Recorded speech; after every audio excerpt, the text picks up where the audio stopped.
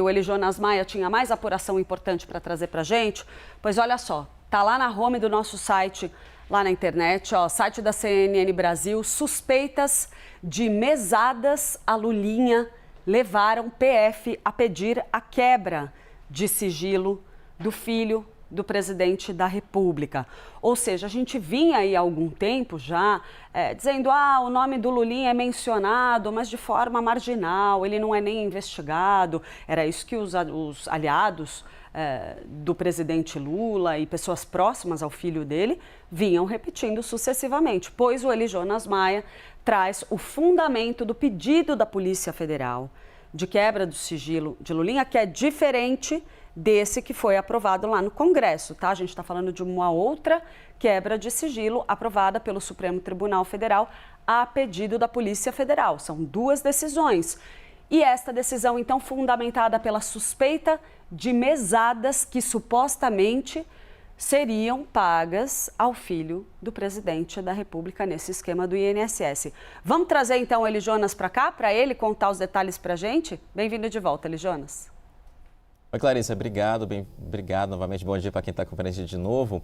O que tem dentro dessa investigação da Polícia Federal que levaram os investigadores até a pedir ao Supremo Tribunal Federal essa quebra de sigilo bancário, principalmente? O sigilo bancário é o principal ponto que a Polícia Federal pediu ao Supremo Tribunal Federal, porque até para explicar para quem está acompanhando a gente, para a Polícia Federal pedir uma quebra de sigilo, tem que ter um embasamento, tem que ter um fundamento, um mínimo de indício para que a Justiça, no caso o STF, autorize para entrar dentro das contas de um investigado. No caso, o Fábio Luiz da Silva, que é o Lulinha, filho mais velho do presidente da República, Luiz Inácio Lula da Silva.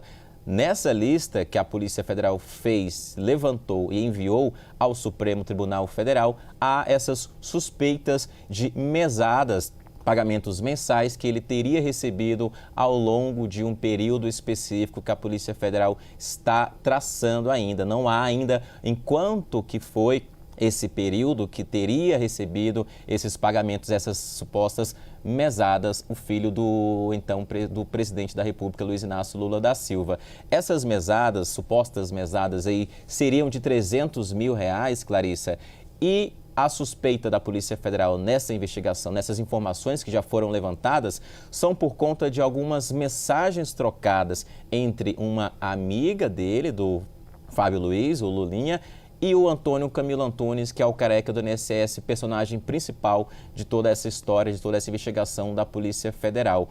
Tem um ponto muito importante nessa investigação, que é logo após uma busca e apreensão contra essa amiga do Lulinha, e também na mesma ação houve busca e apreensão contra o careca do INSS, que um envelope que seria endereçado ao Lulinha foi apreendido. E logo depois há uma conversa trocada entre essa amiga e o careca do INSS, citando alguém que, na avaliação da Polícia Federal, seria o filho do presidente. A amiga diz o seguinte, abre aspas, acharam um envelope com o nome do nosso amigo no dia da busca e apreensão, em referência a uma fase anterior da Operação Sem Desconto, que é a operação da PF, que investiga essas fraudes bilionárias do INSS. Então, o careca do INSS responde com a preocupação, abre aspas, putz, e fecha aspas. Um outro ponto também que aponta para uma possível suposto pagamento de mesada ao filho do presidente é uma fonte da Polícia Federal que já prestou um depoimento também à Polícia Federal e também à CPMI do INSS no Congresso Nacional e diz sim que o careca do INSS pagava recorrentemente, mensalmente, uma quantia ao Fábio Luiz Lula da Silva, o Lulinha, com valores muito altos. Há um outro ponto também que a PF aponta nessa investigação, que já foi enviada uma parte ao Supremo Tribunal Federal com esse pedido de quebra, é que ele seria um sócio oculto de todo esse esquema.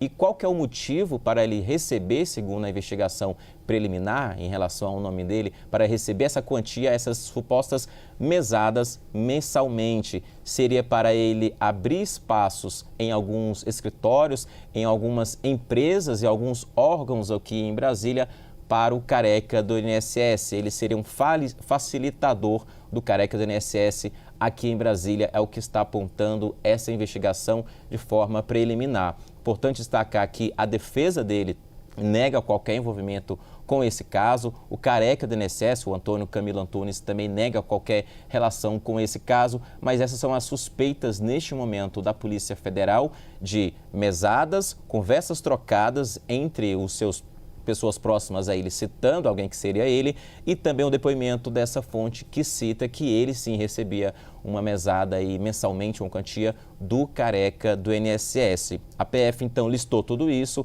fez um relatório com essas suspeitas, enviou ao Supremo Tribunal Federal pedindo essa quebra de sigilo bancário e o Supremo Tribunal Federal então autorizou. Isso antes mesmo, inclusive, né?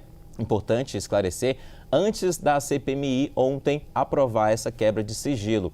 O próprio Supremo Tribunal Federal já tinha autorizado e a PF, a partir dessa quebra de sigilo bancário, passa a vistoriar os pagamentos, as contas do Lulinha, filho do presidente. Se ele recebeu essas quantias mensais, de quanto, de quem, se ele enviou dinheiro para algumas pessoas, quando e para quem também. E um ponto agora que a PF quer se debruçar, segundo os investigadores com quem conversamos, é qual foi o período em que ele teria recebido essas mesadas. Se foi em 2022, 2023, 2024, se foi no ano passado ou se são pagamentos mais antigos. Tudo isso traçando uma linha da investigação, uma linha de pagamentos para esclarecer todos esses pontos, o que é negado pela defesa de Lulinha e também é negado pela defesa do Antônio Camilo Antunes, um dos personagens principais de toda essa história. Clarissa.